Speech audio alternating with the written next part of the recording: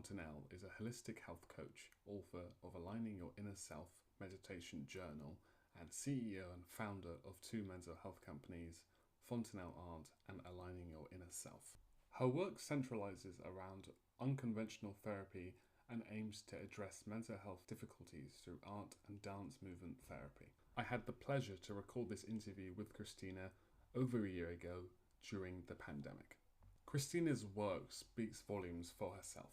To experience and achieve so much in such a short space of time takes perseverance. Arts and movement-based therapies have infinite benefits, and you have the power to enhance that.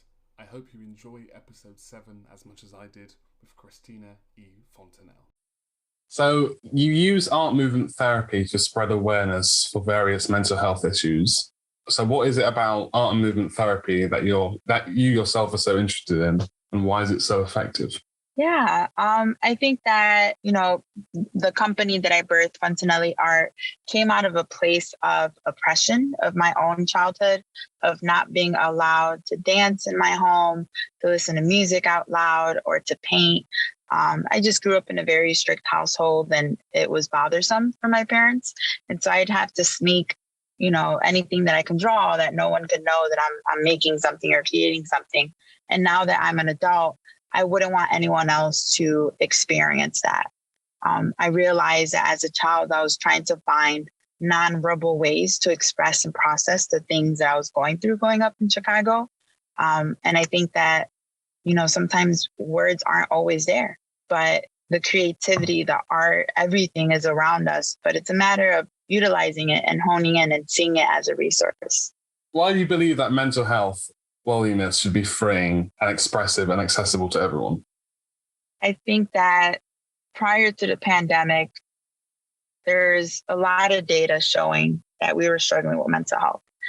It was a stigma. It was not normalized. It was shameful. If you went to a therapist, you were seen as crazy.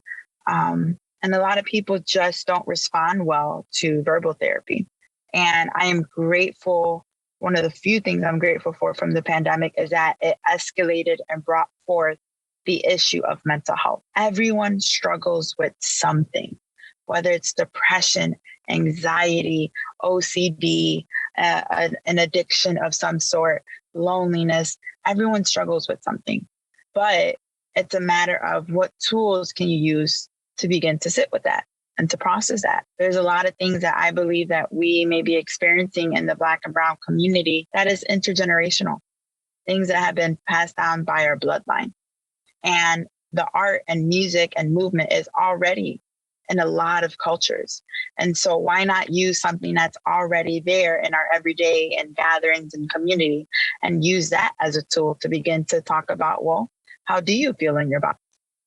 How do you feel when you have racing thoughts? What does it feel like to begin to connect with parts of yourself that may have been suppressed for so many years, right? But using unique tools to be able to tap into that. Initially, when you came up with Fontenelle Art, you kind of had like a team of people that kind of did it with you. So I was kind of interested in your connection with Samantha Schwartz and Sarah Stern as like marketing outreach director and community engagement coordinator. Yeah.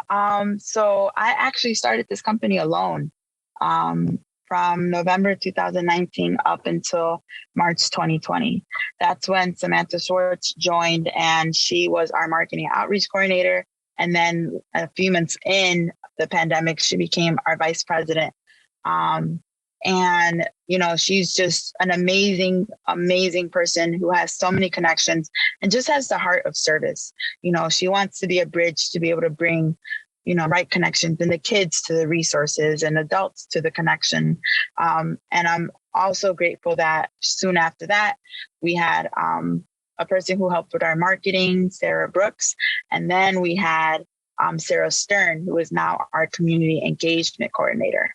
And so I am very, very grateful that I have people who have volunteered their time to believe in a dream, to believe in yes, we can continue to push this. And we have an app, we have online services. And last night was actually a night in history for Fontenelle Art because we had officially onboarded our first 10 interns to the company. And if you would have told me a year ago that I was, one, going to even have staff members, and then two, have interns, I would not have believed it. And I know, and I'm grateful, my faith is a large role in what I do. And we are accelerated as a startup.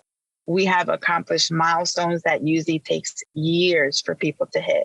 And so I know that the more that we talk about it and the more that we offer it without shame and without guilt, just healing and talking and conversation and having those hard conversations about racism and immigration and political concerns. That's what attracts people, is that we're honest, we're transparent, and we're vulnerable with everyone. Would you say that there's been, having started as a solo initially at the beginning, would you say that kind of things kind of happened sooner than you thought they would happen because of working with a team of people and having that kind of like collaborative space? Oh, yes, absolutely. I never thought I would expand. I always thought it would just be me providing services. And my dream was I want to travel the world and offer art and movement workshops to different communities and just, be a resource in different, international waters too. And so when Sam originally joined, I actually said no. I was like, no, it's okay. I think at this time, I have a business consultant. She's helping me manage. And then God spoke to both of us and I had a change of heart. And I was like, I'm going to give it a try. It came down to trust. I was afraid to trust someone to have the same amount of passion and the same heart to want to bring these services. And so when she came on board and I saw how excellent she did, it made me more open and receptive to bring on, our marketing person and then our community engagement. And then our final staff member is Dulce Torres, who is our data and workflow analyst and does all the IT and operations behind the scenes. And so because of that, I was like, okay, let's try to get interns to get more. We just have so much of a demand that I couldn't keep up. So that's why we brought interns, because I also want them to have that experience on their resume when they graduate, whether it's high school or college or their master's, to help them have that foot in advance. Because with the pandemic, the applications for internships, the competition was just way, way, way too increased. And I saw way too many people of color not getting the chance that they want. And so our next step, and to continue to be open and expand, is I'm going to bring on 10 teachers, yoga teachers, dance teachers, art teachers, Zumba teachers, meditation teachers, because so many schools and organizations want our curriculum. And I never want to say no. I just say not yet. Mm-hmm. Let us pivot. Let us get what we need. Let us get the bandwidth so we can show up. And what kind of events and projects have you already held which target kind of like ethnic minority groups or ethnic minority communities? Yeah. So all of the workshops that we do are from two stands. One is always a trauma informed. So that means that we take into consideration the background, anything that they may be struggling with in mental health. We take consideration the age, family dynamics, school dynamics, to make sure that we're speaking from a mindfulness approach. And then we also do everything from a social advocacy approach as well. So that means that if there is something, for example, Black Lives Matter, all the protests, we're going to acknowledge that. We're going to talk to that because there's not a lot of spaces where people feel comfortable to voice that.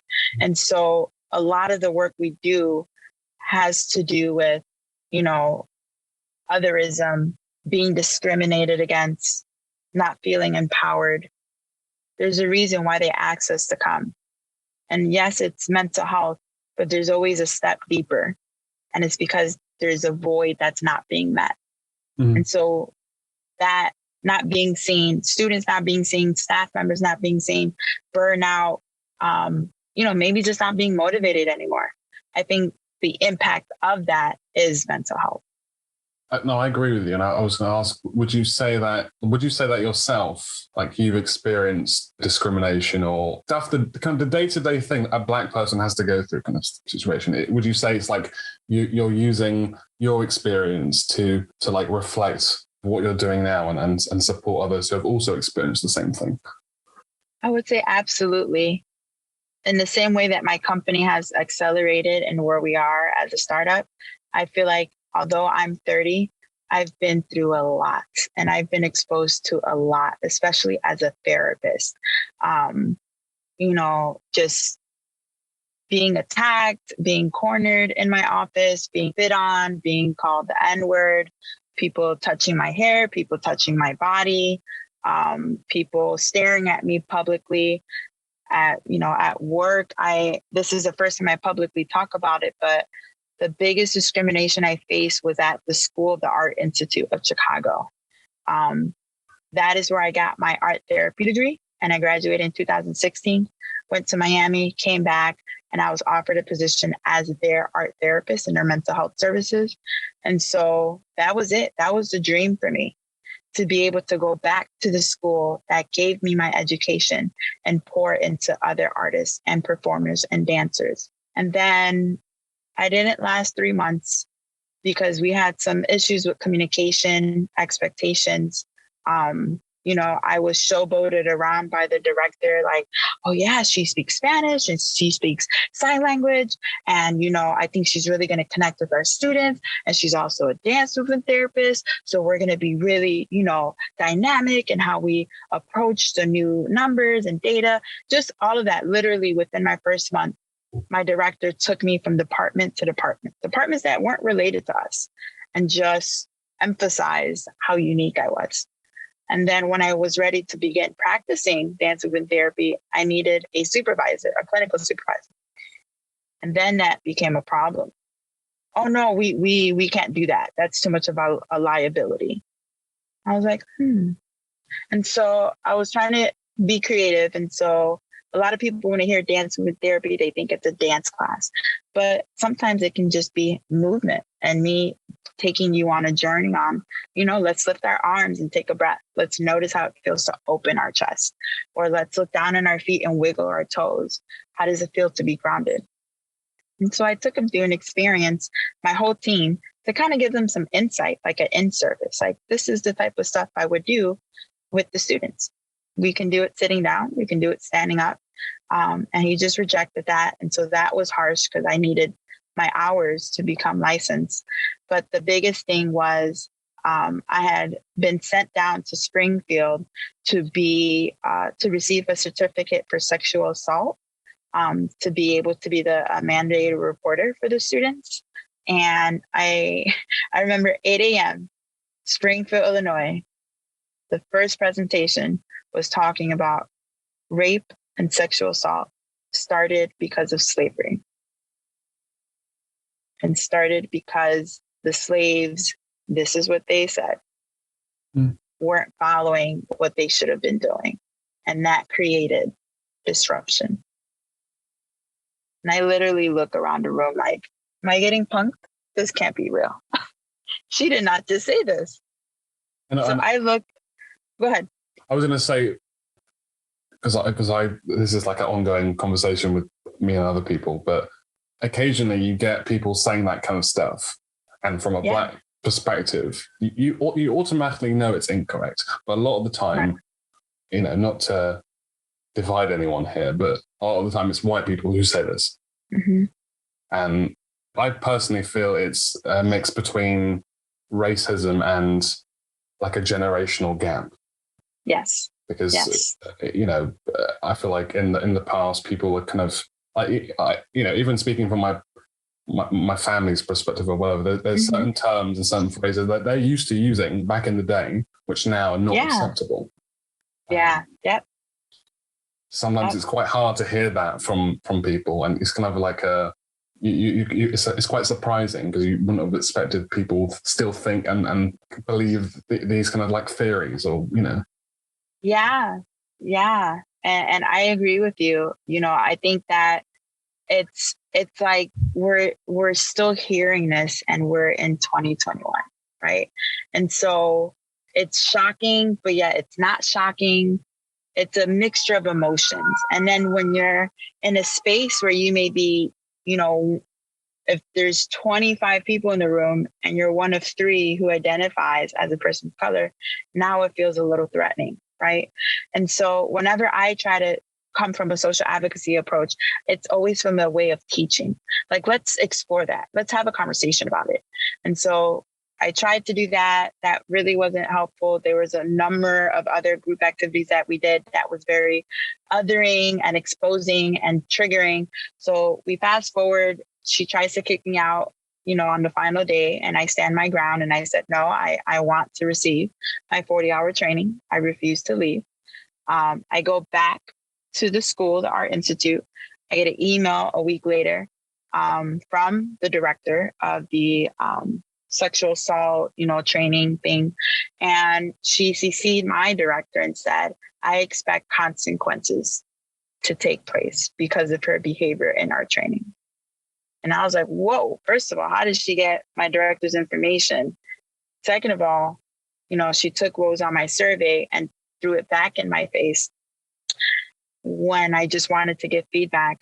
And ultimately, the last thing that happened in that job was they pulled me into the director's office with HR, and they blatantly asked me, my name, what's my title? Do I understand my role?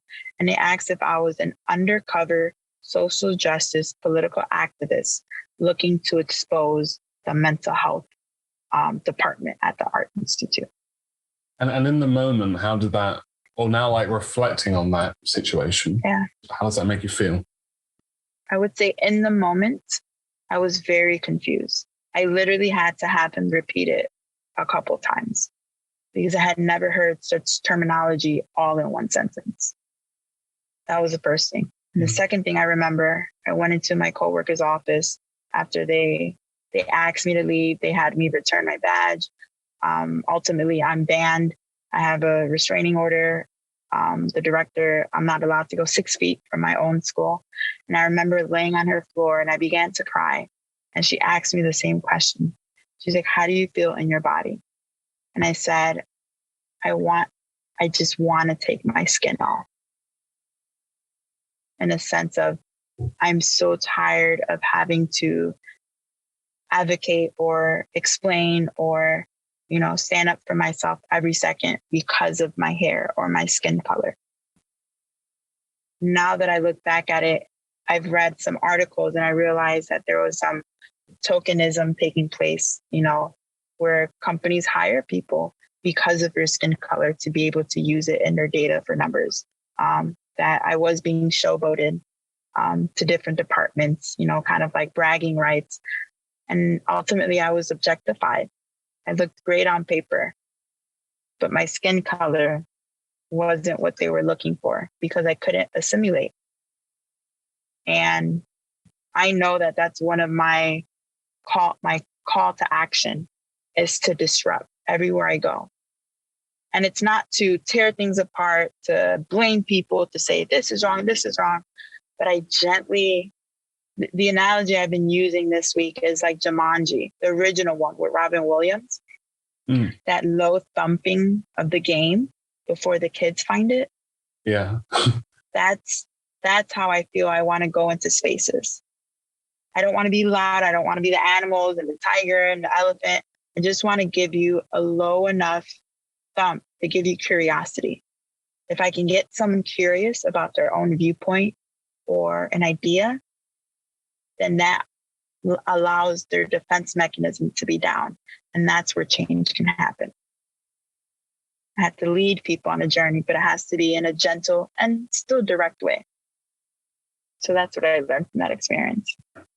Because I think the most, not the most common, but I would say the most common thing most people are afraid of is change. Because change is a scary process because you never know which way it's going to go. Especially when I do agree with you that when you were saying how companies hire people of color so it looks good on paper and stuff, that is a thing. I believe in that. And I'm hoping that we're able to move forward as a society and these kind of like stigmas and these, the experience kind of don't happen or like don't happen at all. I think it's going to take a very long time because for centuries we've had to experience these kind of issues. And as you said, it's 2021 and we're dealing with this still now. I think it's crazy to think. So I'm just thinking, what would the future be like? Yeah, and it is very interesting. And I've learned, obviously the services we offer, the workshops to work with teachers and staff to tackle some of these things. But I think ultimately it starts with our everyday choice and our everyday interaction. It can be something as simple as where I work at my full-time job, I work at a daycare. And I usually have like neon colored braids, every other month. And I was going in to do an observation of a child, and a teacher, we were having, discussion. And then she reached out to grab my hair. Without consent? Without consent.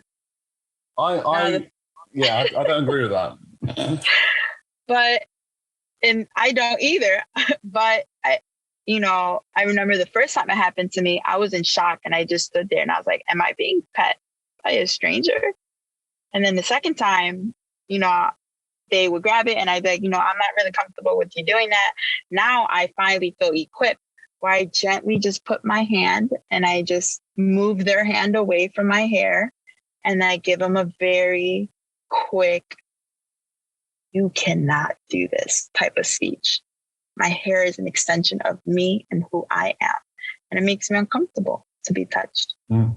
And then it's the response, oh, I didn't know. It just looks so cool. It looks so interesting. I just wanted to see what it felt like. And again, just standing firm and saying, I know that your curiosity is what caused it. However, I'm doing this nicely. If you do this to someone else who is a person of color, you probably will not have the same response. So I urge you to be more mindful of your action and interaction. She was just like taken back. Because I think that's a good way to approach that kind of situation. Instead of lashing out and, I don't know, causing a scene, you kind of educate that person so they know in future not to do that to other people. Because as you said, other people of color won't react the same way, and it's just not acceptable at all. It's not at all. Yeah. Kind of going back to your work, I was wondering if you could run us through what inclusivity, accessibility and creativity and community is in relation to your mission that you'd like to achieve. Yeah, absolutely. I would say one of the biggest things, so you just mentioned our mission statement and our 4 pillars of the impact that we want to make. And so right now, we do offer art therapy, dance therapy, yoga, Zumba, meditation. We offer a variety of things, but we are honing in on our services of our curriculum. And so I have published a meditation journal called Aligning Your Inner Self. And I've created that into an experience. It was a workshop. And then now it's become a curriculum where I offer it to students, middle school, high school, university level. And it's called Aligning Your Inner Student Strength. We started this in the pandemic because students being at home, they were having a very hard time, transitioning, but also the retention rate. We had too many students of color dropping out of high school and dropping out of college. And so I wanted to go in and intervene. So one of the schools that we worked with was St. Louis, and 3 of their students had got shot in the beginning of the pandemic because they were outside, they weren't inside, they were in harm's way. And so the curriculum is a 5-week experience, 60 minutes each. And we talked about topics that are relevant to that community. I don't come in and say, okay, we're going to talk about this and this and this. No, what does your community need? So we talked about grief. We talked about identity. We talked about creating goals. We talked about having self-control when it comes to anger. And I used the art and the movement to be able to facilitate that with the students. And then at the end, the last 20 minutes of every workshop, they get a movement experience. So they'll have a fitness class of some sort. And so that gives the holistic approach for students who may not have access to that outside of our program. But then I started seeing that the students were in environments where they may have been unseen, misheard, misrepresented, and there are staff and teachers that were undoing some of the work that we were trying to change. And so I birthed the second curriculum, Aligning Your Staff's Inner Gifts and Potential. If I really want to make an impact in a school or an organization, I have to look at the system as a whole. I can't send them back to their classes and then their teachers or staff members are, breaking them down or undoing it, whether it's intentional or whether it's just the teachers are burnt out. They're going through a pandemic too. And so now I offer that for staff members too. And we talk about secondhand trauma. We talk about how to deal with students who, are shut down. Instead of yelling at them and being aggressive, let's create space. And so those two things have just really, making sure that we can access different communities, make sure that we're including everyone's voice, and we're using the arts to be able to do that. And speaking about events, you have an event coming up called Dance Therapy Advocates Summit. I was just wondering if you could possibly elaborate on what that session includes and what would someone benefit from attending this session? Yeah, absolutely. I am so honored to be a part of this summit. It is hosted by the most well-known dance movement therapist in Chicago, 𝐀𝐫𝐭 𝐿.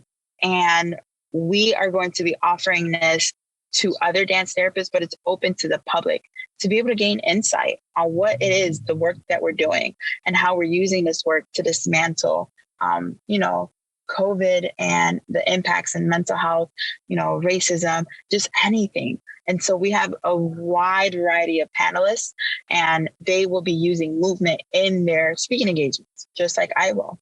And so tomorrow, I'm going to be using my meditation journal, Aligning Your Inner Self, to talk about, self-care, to talk about morning and night routines, to talk about, recognizing the symptoms of our emotions. I really believe that it's like when we get a cold. It's a very slow process. We get an itchy throat, we get a runny nose, we get a body ache, maybe we get sluggish or a fever. And so when it comes to certain mental health impacts, there are symptoms there, but we're so on the go. We don't create enough space. I got to get that project done. I got to get that email done, or I have to go here, or I have to go there. And so my workshop is going to equip them with tools on how to slow down and become more mindful. And we're going to be journaling to do some reflection with the self and movement to help them get back attuned to, their mind, body, and their spirit. So it's going to be an amazing 90-minute experience. Sounds like a lot. It sounds like you've been planning this for have you done a summit before, or this is going to be your first dance therapy summit where you're inviting the public in and stuff? Yeah, I've done large trainings and different conferences. It's usually I'm the only expressive therapist coming in and offering that. This is my first time teaming up with people in my field. And so I feel very honored to be recognized as a dance therapist that is making a difference and making a change where I never sought that before. I don't look for awards or honors or, a seat at the table. I'm so used to being a trailblazer that this is very different, where it's like, oh, I just have to show up. I don't have to convince everyone that dance movement therapy works, because majority of the people who are coming are open and interested. And so this is going to be another historical moment for Fontenelle Art to be a part of something that is changing in our field. I know you're currently a Christian, and you've been a Christian for many years now. I wanted to ask you a bit about how has your faith in God helped to support your spiritual well-being, mental health, and desire to support others? Yeah, I think that for the longest, the way that I was raised, and so a little bit about my background, I was born into a Southern Baptist Christian church. And literally I started going when I was 3 months old. And so I just grew up having God in my life. And then at 7, I made the choice to include him. But when it came to mental health, a lot of the things that I learned at church was that it was evil and that it was satanic, and that, if you struggled with depression, you had to pray it out of you. And I couldn't believe that God wasn't listening to my cry when I was feeling sad or stressed or overwhelmed. And it wasn't until a couple of years ago at a church I go to now called New Life Covenant East under the leadership of Pastor Hannah and Pastor Glenn, where they started having sermons that talked about, no, like, yes, we're going to struggle with mental health. We're going to give you tools to talk about it and the faith aspect. And then they were like, get a therapist. Don't expect to come up here to get prayed over and then it's gone. They were the first people I've ever heard to be able to speak on that it's a process and that it's not just an evil spirit taking over my body. And so that's where a lot of healing began, to be able to sit with that. And then there's another woman, Dr. Anita Phillips, who is a psychotherapist and a pastor. And the way she just takes Bible verses and breaks it down scientifically, it's just so many beautiful people out there making that connection with mental health, the brain, neurology, and the faith, and how all of it is like a basket of tools to utilize versus like, nope, you just pray and it goes away. Or nope, you just go to therapy and that goes away. But it's an everyday choice. In 2010, Christina faced a near-death experience in a tragic bike accident. She was resuscitated twice and had an out-of-body experience that changed her life. Christina's outlook on life changed drastically. This traumatic experience birthed a deeper appreciation for life, self-awareness, and purpose. So, Christina, how would you best describe this situation and how it drastically changed your life? And do you feel this event in your life enabled you to proceed with creating Fontenelle Art? Yeah. So I was riding my bike and I got hit, and that's the whole thing that happened. Flew through her windshield, fell on the curb. But what had happened a week prior to was I was taking a sociology class. And like I said, I had always grew up in a church and had very rigid, legalistic ideas of God. And when I just started taking sociology and philosophy classes, I was like, wow, like there's so many other religions out there. How do I know that this is like the right one for me? And so I began to question my faith. And I remember praying to God. And I just said, God, if you're real, I want you to prove yourself to me. I want you to give me an experience where no one can take it away from me. And I will know that it was you that showed up. And a week later, I was riding my bike on campus, going to a tutoring session.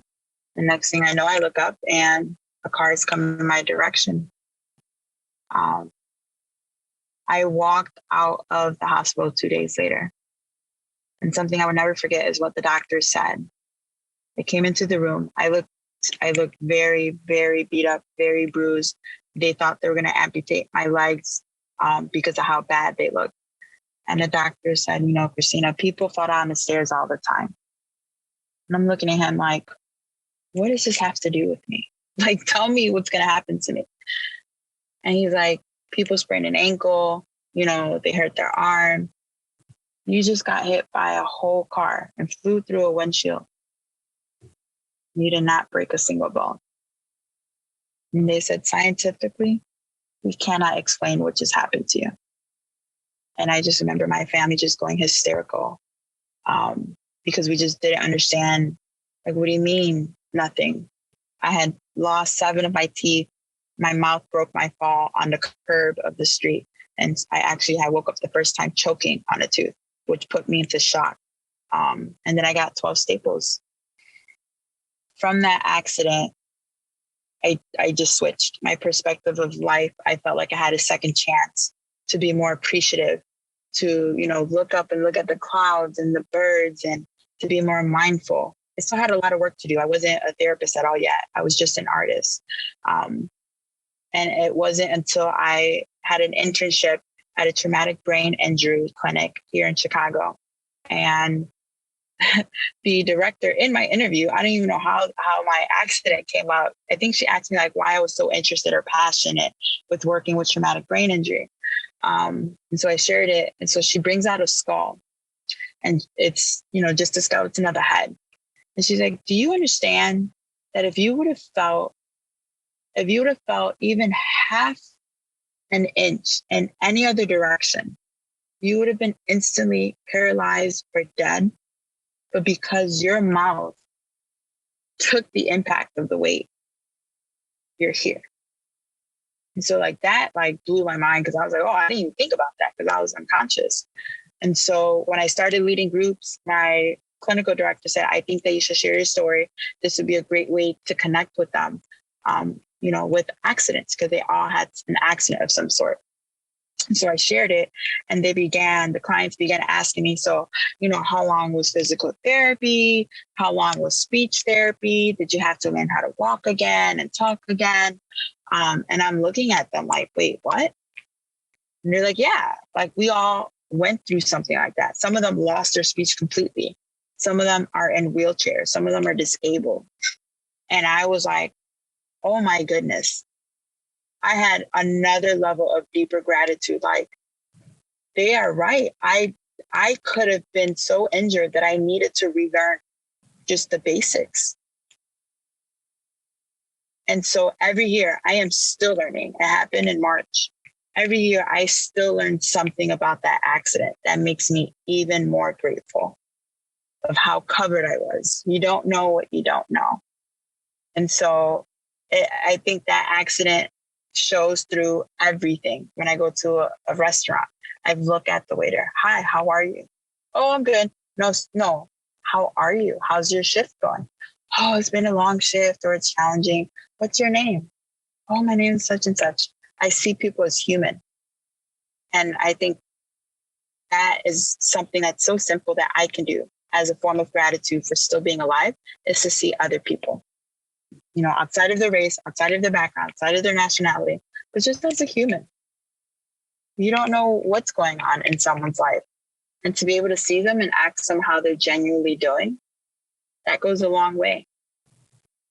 But I don't think I would have been that way if my life wasn't taken from me. And so every day, something comes up that reminds me I could not be here, but I am. And what advice would you give someone who may have also experienced a similar thing, or who's like currently or in the past experienced a similar kind of situation in terms of moving forward? Yeah. I think that, near-death experiences are very traumatic, and it takes years and years and years to process and to work through. And the biggest advice that I would give is to go back and look at how it changed the person, whether it's good or bad, but to give that experience space to breathe and not to suppress it, not to push through it. I have to get better. I have to start walking, but just sit and recognize, why do you think it happened? Why in that precise moment, on that day, and that year, and that month? What do you think life or, your higher power or the universe was trying to tell you or show you about yourself? So when we spoke before in the past, we spoke about your artwork and the pressures within your family, like going down a more of an artistic route, and how painting has helped you continue a creative process. So I wanted to find out a bit more about that, and kind of when did you first start painting, and then what did that mean for you at the time? Yeah, I started painting in high school, and according to my art teacher, I drew like a kindergartner. And she verbatim said I would never make it as an artist. And it was a general, I think, like 2D class. And it just really tore me up, because I would spend hours on projects. So something that can take someone 1 hour would take me 3 hours to complete, because I wanted to fully understand it. And so when she said that, I got a D in the class. And I was an artsy person. And so I still drew, I still did little things, but I never took an art class outside of that in high school. I just kind of let it be known, okay, I'm not an artist. I never used that label. And then, I was going to college to get a degree to become a pediatric doctor. And I was, a bio major, learning about neurology. I was capable of doing that. But then, that thumping, that Jumanji thumping kept coming back about the art. I was like, well, what if I just explore? I remember sitting in my bio class and just staring off and daydreaming. And I was like, I could do this, but I want something more. Like, what if this isn't what I'm meant to do that won't satisfy me? So I made a bargain with God. I said, I'll take this 2D class in college again. And if I pass it with an A, I'll pursue arts as a degree. And if I don't, I'll stay in my bio major and I'll become a doctor. And I signed up for the class. My first project completely failed. It was so terrible. I started crying in front of the whole class because I did not follow the instructions, but I also did not have the background that majority of my class had. They were art majors. So they had already taken 4 years of art. They knew how to, put something on the board. They knew how to set it up. They knew what type of material. I was just learning. And so my project had glitter and like hearts and colors splattered, and everyone else was black and white. And so mine's is standing out, and I'm like, oh. But I had a great teacher that sat with me before and after class, taught me how to mix paint, taught me how to make colors, taught me how to take care of my art pieces. And then that's where the journey began, because of one person's patience to say, no, you are an artist. You just have to learn the fundamentals to make it your own. And then I realized in my mind, I always thought an artist was someone who can draw or who can paint or who can do, like a portrait of someone or a landscape really well. And I wasn't familiar with abstract art. And so once I was able to feel comfortable in that field of like, oh yeah, it's okay for me to throw paint around, and it be called a painting. And so that's what led to my freedom of undoing a lot of the stigmas growing up, which is why I encourage other, not just students and kids, but adults too. Now my definition of what an artist is so expansive, which makes me such a different art therapist. A lot of art therapists couldn't agree with me. For me, someone who's OCD and cleans, you're an artist. A gardener, you're an artist. You fix cars, you're an artist. You organize things, or, you create things, or you sculpt things, you're an artist. Anything that anyone can produce and create, I see everyone as an artist of some way. But it's about honing in on that gift and using it in a therapeutic way and processing and expressing. Oh, I 100% agree with you. I think it's important to embrace the creativity that you have. And because in particular, I think kind of in the society we live in, I feel like the creative arts is looked down upon because it's not the norm. It's like different, but look at the way I see it, a lot of the media that surrounds us is kind of built on creativity and built on creative students and people who are artists and create stuff. Absolutely. And I think it's important that we embrace that and kind of like continue doing what we do, because it's enjoyable and it's a great experience, and you can develop yourself as an individual over time. I wanted to ask you about the kind of the pressures from your family towards you going down the kind of an artistic route. Kind of what was their responses on this? Yeah. My parents, to say this in a non-formal way, my parents flipped. This wasn't the path that I was supposed to go down. It took them a while to gain understanding of what it was I was doing. They just knew I was down in Springfield. I was, I left on a mission to become a doctor. And now I'm talking about being an artist. And at that moment, they were cutting a lot of the budget in Chicago for the creative arts. And so, I was like, oh, if I'm going to be an artist, maybe I can be an art teacher. And so when the budgets were getting cut, now my parents are panicking. They're like, she's going to graduate. She's not going to have a job. We can't support her. We need her to be independent. And, it was just very confusing and scary for them, especially for me being a first generation.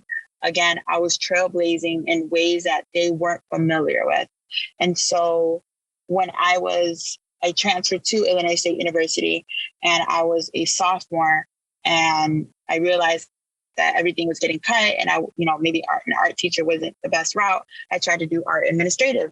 Maybe I could work in a museum, or maybe I could work in a gallery, and maybe I can do this. But I was like, this doesn't feel like what I'm supposed to be doing. And so I remember going into my advisor's office, Angel Davis, underneath the TRIO program, which is for first generation students, just sobbing my eyes out. And I was like, Angel, I don't know what I'm going to do. I don't know. Like, my parents are freaking out and I'm freaking out. And she, I remember clear as day, she told me to catch my breath, gave me a mint, gave me a tissue. And she said, what do you like? I was like, well, what do you mean? She asked me again, what do you like?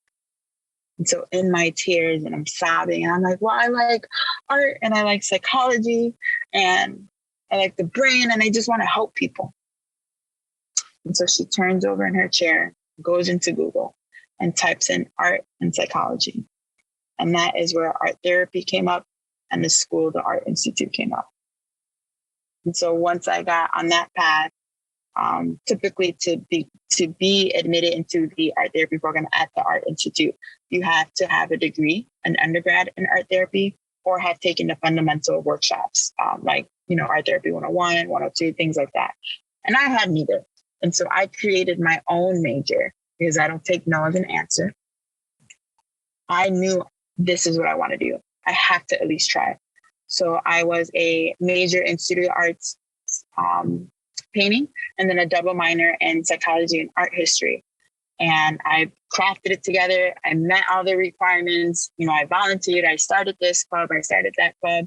And then I remember being in my interview at the Art Institute, and I said, in front of everyone, I remember grabbing the mic, and we had to show one piece of artwork and describe how it therapeutic helped us.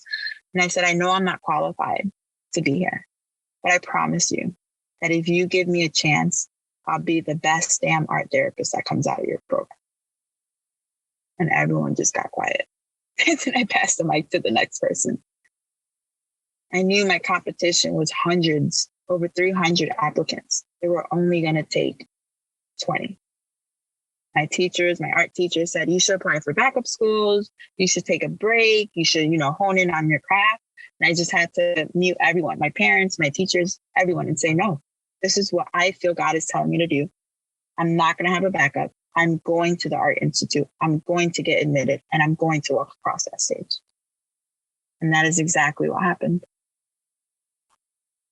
And how does being an artist contribute towards your self-awareness and healing? Yeah, I think for me personally, being an artist allows me to sit with parts of myself, with my subconscious, and to have dialogue. How am I really feeling? What's going on? Being able to process. I think about things and I just create. I splash paint. I'm the type of artist that I have so many creative ideas at once that I literally have to have 7 canvases up at the same time. So I can go from one piece to another. One's drying. I got another idea. Oh, let me try this. Oh, let me do that. And so I have come up with my own color code where if I know blue is coming out, oh, there's some sadness in me I'd like to explore. Red equals anger. Yellow equals my relationship with God. When colors mix, purple and blue, for me, that means there's some trauma that I'm processing. And so for me, it's an honest and safe dialogue that I can have to be able to see, how am I doing? Christina is also the host of I'm Not Your Therapist podcast, where she explores self-awareness, relationships and boundaries, and cultural identity. So what led you to creating this podcast, this show, and why did you decide to come up with the title, I'm Not Your Therapist? Yes, this is so interesting because once I graduated, I got my degrees in art therapy, dance therapy. I began a journey of finding blind spots and looking for parts of me that I'm not aware of, but asking friends and loved ones to point that out. And it's very raw and very vulnerable and very challenging. But I realized that a lot of my friends and my family members would be like, Christina, you always have your therapist hat on. And I remember when my sister-in-law told me, I literally stood there in shock. And I was like, what do you mean? And she's like, there's certain questions you ask, or you go deep, or you reframe things to get us to share. And I was like, oh, I thought I was just being like a good person by asking. Like, well, how does that make you feel? Or, did you try to do this? And that, because I realized I was doing that and other people also affirmed that, I needed to tell myself, when someone comes to me with the problem, I am not their therapist.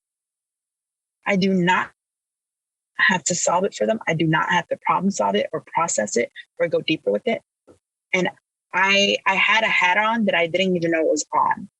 And so that podcast, that first season, was me exploring, okay, if this hat is on, am I being my own therapist in ways too?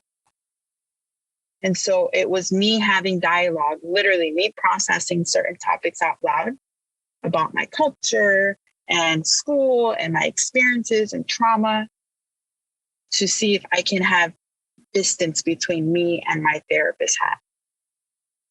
Just talking about it, not solving it. So in the first episode that you released for I'm Not Your Therapist podcast, it was called The Forbidden Fruit.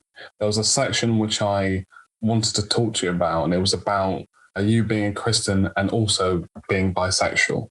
You came out on the podcast to say you were bisexual, but I was interested about, it was the balance between being religious and also being bisexual. I'm just wondering if there was any like barriers surrounding that. Yeah, I think that identity that I now can sit with and label myself as a chosen label, it needed to happen because I kept suppressing it, and it kept coming up in different ways or different conversations. And it was just so evident that it was there, but it was shame and guilt that I tried to keep it locked away. And it was because of my faith, growing up in that strict mentality of you can't be Christian and be gay. You're one or the other. And I had always took a liking to the LGBTQIA+ community. I always had a heart for them. I always saw them and cared for them. And I never really understood why. I always wanted to be a part of their community. And so one of the biggest concerns I had was coming out to my family and also coming out publicly and how people would respond. I was ready for arguments. I was ready for Bible verses. I was ready for, you're going to hell. This doesn't work. You're shameful. And to my surprise, everyone was open and receptive of it. Every single person. And my biggest thing that I wanted to say with having those two labels, Christian and bisexual, is that I know 100% that God is real for me, and that he sees me and loves me and accepts me for who I am. And so for someone to say I'm going to hell, I can't believe that. I don't believe that. I think that our life is a journey, and there are things that you don't choose. I literally tried to pray this out of me.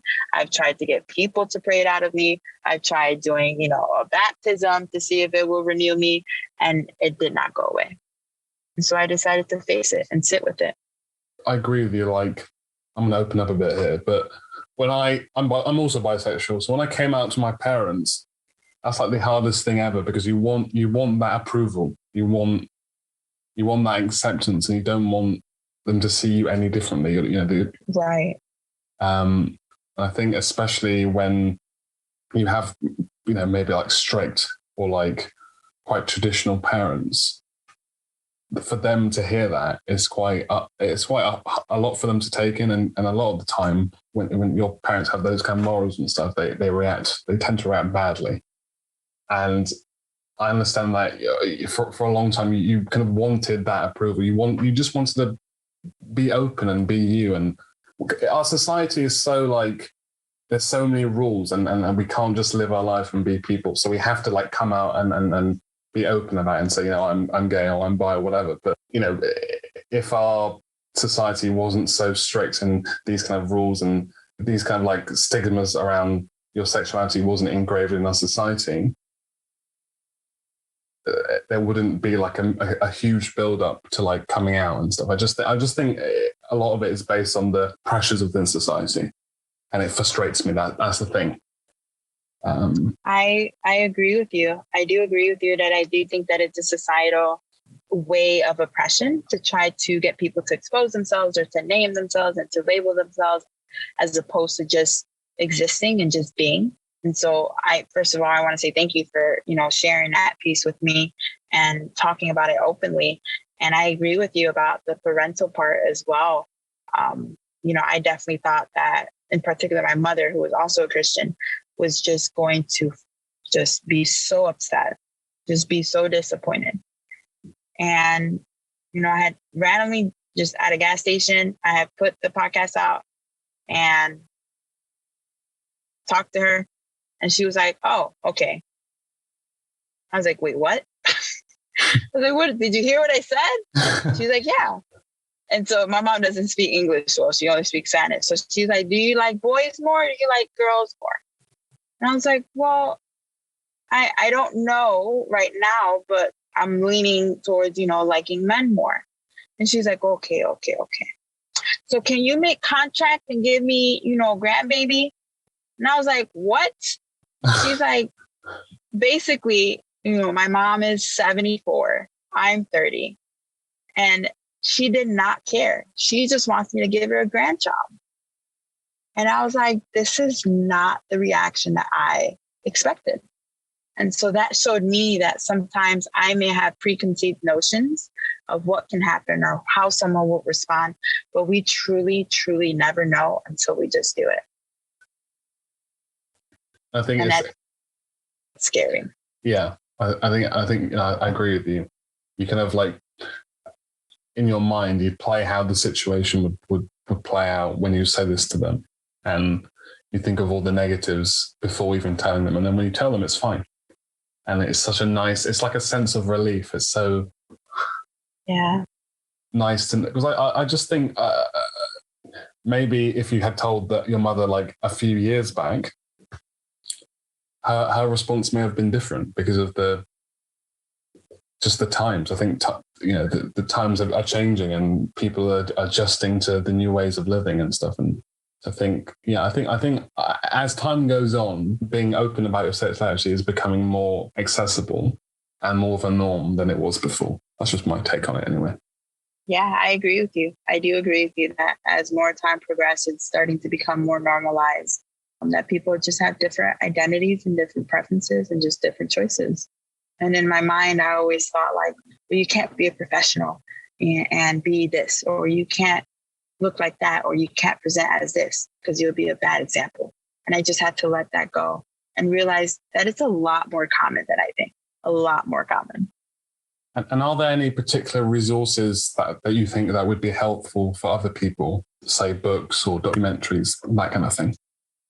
I would say that there is one book that I read. I didn't do a lot of research. It was mostly I relied on people. I relied on the community that I have around me directly to talk about the experiences, because I could read it. And I think for some people, certain things it's good to do research and read, but this one, I needed engagement.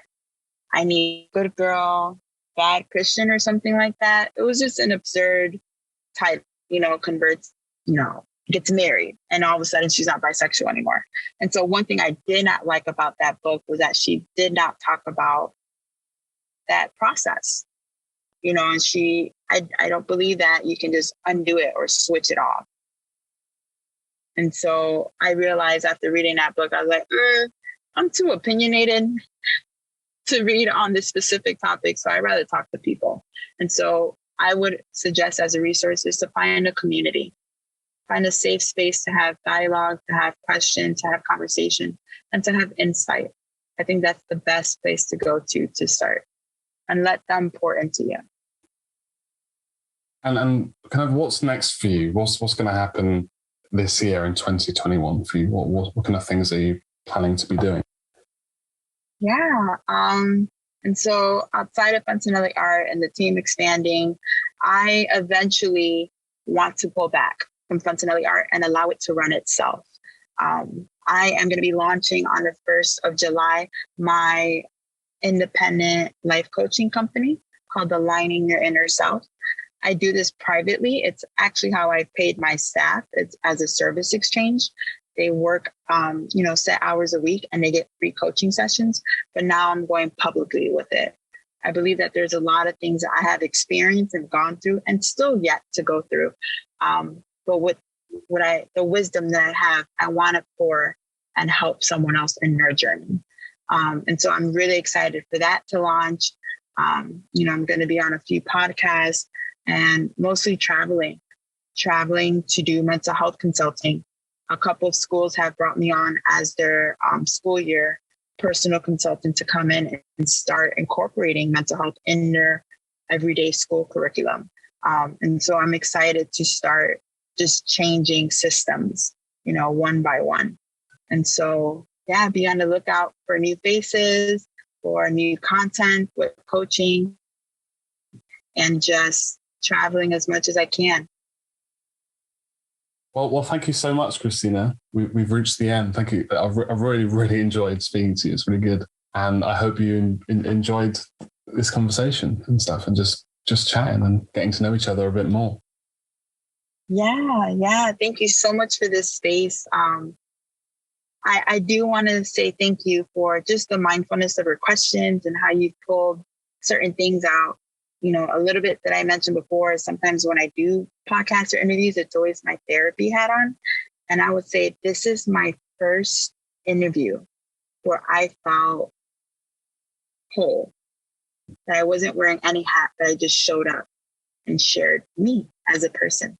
And so I thank you for this experience to be able to not have to separate all the different components. But I'm an artist and a dancer and an educator and a CEO, and I've been through trauma.